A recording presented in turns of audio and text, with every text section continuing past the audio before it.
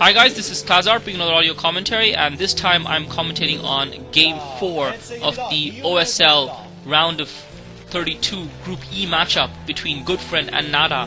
And we've got Goodfriend in red at the top left corner of the map, and Nada looked like he was in brown, but it seems to have somehow switched to yellow now. I don't know how that works, but his current color is yellow, so Nada in yellow at the bottom right corner of the map. This is going to be an interesting match. It is Terran versus Terran, but hopefully this new map will make for some interesting gameplay and it won't be too dull.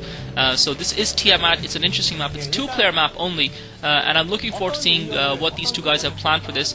Nada is unfortunate to be here. This is obviously the losers map and losers match, and the player who loses this will be out of the MSL, so no more second chances. This is it. It all comes down to this one BO1 game, which is kind of sad when you think about it, considering the amount of work that has been put in to get to this point. But that's life. You only get one chance. If you don't take it, that's it. You fail, and life doesn't give you too many second chances, unfortunately. So both these players trying to get a comeback going in their StarCraft careers, and it's sad because both these players have obviously performed well in the past. Goodfriend sending out a scouting SCV very early, it looks like. So Goodfriend sending his SCV out very early, obviously doesn't want to be caught off guard by Nada. I don't think Nada has done too many proxy builds or rush builds of late. I suppose we did see in the game 5 of his OSL group where he built his racks outside of his main, but that was neither here nor there. He still didn't commit himself entirely to that. Now just starting up his racks now and his refinery. As I said, this is Tiamat. It's a two-player map, so both players know exactly where their opponent is, which makes scouting that much easier, but also that much more important. You can just see Goodfriend scouting around, making sure that Nada hasn't got anything hidden anywhere, isn't trying to hide and do some sort of a fast marine rush or something crazy like that. Both these guys, I felt, played well respectively in their games. Nada especially, had it been a normal DT rush, he would have been, and Goodfriend just trying to do a little bit of harass here. He's seen what Nada's tech is. Nada, on the other hand, doesn't know what Goodfriend is doing, so that obviously gives Goodfriend a mild advantage. It's just a question of how well he translates it and how well he adapts his gameplay, considering that both players have very similar builds, one racks and refinery to start with. So it'll be although Goodfriend seems to be slightly behind in where his barracks is at, but we expect both of them to start up their factories after this. None of the guys looking to expand this early on in the game, and I think that's a bad idea, because this is a map that you can get if you leave yourself vulnerable. It's easy for your opponent to lock you into that base, as we saw in the previous game between Shark and Lucifer, where Lucifer got locked in by Shark, and had it not been for Shark's overconfidence and carelessness, Lucifer would probably have Shark would have probably won that game, but he ended up throwing it away to Lucifer, who is definitely through to the next round, and an exciting prospect for Protoss players. Goodfriend starting up his factory as well, and a lot of it's going to come down to micro. Now he's got his Marines out, he's going to probably take that SCV out. He still hasn't scouted Goodfriend's main at all, and that is a little bit worrying, and that is again a sign to me of a player who's not really playing at his peak. He's not getting the scout off. He's now getting that SCV there. There is a Marine on the ramp, but he's going to be able to get through just in time as the second Marine pops out. He's seen the factory, so he knows that Goodfriend has gone for an identical build to him, and it's basically going to be down to instinct, and it's going to be down to how the players play from here on in. So that SCV is going to get taken out by the two Marines of Goodfriend. Goodfriend takes out Nada's SCV, and Nada looks like he started off. So we see divergence here. Nada taking his expansion now. Nada starting with his command center, and I think Goodfriend might be doing the same. So Nada's taken his natural expo. Goodfriend and Nada both producing the machine shop. Nada's got a vulture out first, and a couple of Marines, just to allow him to defend a little bit. I don't think Goodfriend produced a vulture. I think Goodfriend went straight for the machine shop. Goodfriend hasn't expanded. Sorry, Goodfriend hasn't. I was just looking at the radar, but that was actually the racks that was planted over there. So Goodfriend has chosen not to expand as of yet. Looks like he might be ready to start a command center now, because he's got his SCV positioned above that hill. So Goodfriend starting the command center a little bit slower than Nada. Very little difference in the game between these two players right now, except Nada being slightly more adventurous. I feel he decided to just push one vulture out and start the command center before going for the machine shop, whereas Goodfriend went just straight for the machine shop before deciding to go for the command center. So Nada seems to have a very slight lead in this game.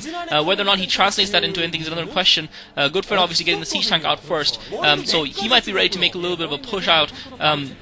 Or he might just be willing to play defensive. He might just be pushing out with his siege tank and marines and just covering that choke so that he can get that command center in his expansion. Obviously not knowing what Nara is up to, and this is where constantly scouting your opponent is certainly of value. Nara now starting up his second factory. As I was saying, I felt both the players, obviously Nara has his first siege tank out as well, so we're seeing almost mirror builds from both players, and it's really just going to be down to execution. So far I would give Nara a slight lead. He's gotten the command center up much sooner than Goodfriend. Goodfriend's command center still isn't finished building, much less being floated over. He'll have to finish it and then float it over to his natural expo. So Nara's going to have a slight economic advantage versus Goodfriend. Goodfriend has got one siege tank extra out earlier as compared to Nara, and it's just a question of if he realizes the value of that and is able to push out against it. Nara just floating that racks over to Goodfriend's. Goodfriend's own racks is still miles away. Nara now putting down the second machine shop on his factory. So Nara is looking in a very strong position here to be able to pressurize his opponent once he gets that build going. Goodfriend is now putting up he's got a second factory up and putting up the machine shop on that now as well. But I feel Nara is going to be in a stronger position because of the stronger economy, especially since his opponent has not harassed him at all and not done any damage to his economy. Nara getting the armory up. So this is going to be a heavy macro game, and I think turn versus turn it's something that we're going to see a lot. And I have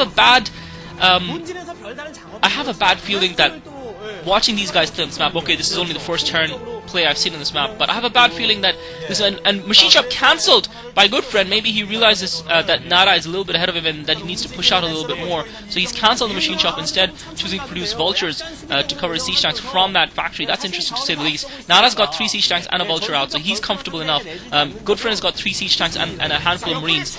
Probably Nara in a slightly stronger position in that respect. So now he's going to be pushed back by that group of marines, and now Nara in a little bit of trouble. He's lost one siege tank. He pushed out a little too early. He's lost one of his siege tanks, and now he's being harassed by the vultures. He's running away. He has got a couple more siege tanks coming in to reinforce him. If he's got siege mode, he needs to get those siege tanks in siege mode and draw his opponent in. If he's got siege tank in, he'll be able to do some damage.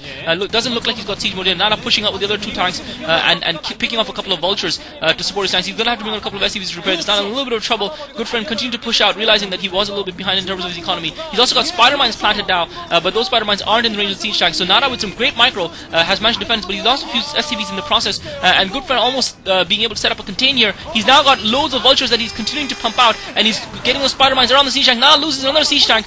He's only got 2 siege tanks left, but now he's got siege mode just in the nick of time. But Nara's in trouble now because he's going to be trapped inside that base because of the spider mines and the vultures. Goodfriend sending more vultures in. Nara has only got 2 siege tanks, and Goodfriend now in Nara's main. Nara in huge trouble. Goodfriend's decision to cancel that machine shop and pump vultures out from that factory is paying off for him because he's now in Nara's main. Nara's got nothing there to defend, and Nara's losing SCVs to that lone vulture, and this is really hurting Nara's economy. He's already lost more than enough units. He doesn't need to lose anymore. He's been forced to pull one of his siege tanks back to kill that vulture that had gotten into his main, and now Goodfriend is a player who looks like he is in prime position to go through to the next round.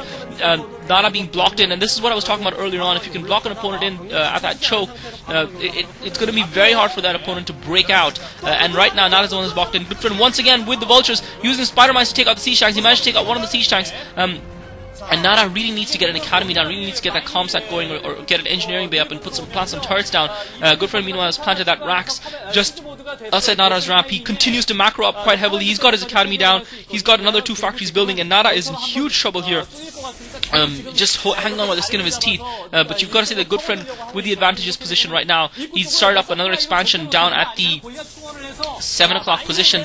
Nara seems to have a building up at the 1 o'clock position. I'm not sure what that is, whether that is a command center or not. If it is, then that's going to keep Nara in this game. And indeed it is. So Nara still not falling behind in terms of his macro and his economy, but he is boxed into his main, and he just has to hope that Goodfriend doesn't discover that expansion before Nara gets before Nara is able to break out of that little container that Goodfriend set up. Meanwhile, Nara's got a starport down as well, so he's going to be able to produce a Wraith and push his opponent back. Goodfriend only now building his army, so that Nara will have time to use that Wraith a little bit just to push those units away. The key for him obviously is to get some sort of scan going so that he can actually get rid of those spider mines. Nara producing a couple more factories. So Nara has recovered from Goodfriend's early push, survived, just barely survived.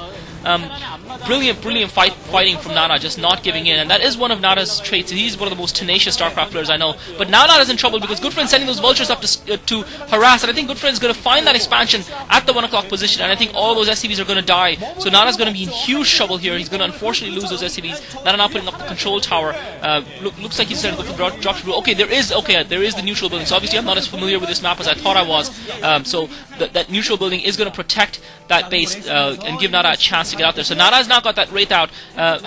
He scouted the command center at the 7 o'clock position, and he's harassing that Wraith. And Nada's now pushing out with a couple of Goliaths and siege tanks, and this is the brilliant thing about this map, the fact that Nada can just reinforce that base without having to actually get past the contain, and well, I'm not sure if it's such a brilliant thing, to be honest. It just means that Terrans are more and more likely to turtle, and we're going to see many long, heavy macro games between Terran players on this map, because that base is so easy to defend. The neutral building, keeping the vultures out while Nada was able to reinforce his defenses, and he didn't really have to move his defenses in until very late in the game. Otherwise, Goodfriend would have gotten in with his vultures. So sorry about my unfamiliarity with that map. Meanwhile, Goodfriend has reinforced his own base at the 7 o'clock position with his vultures.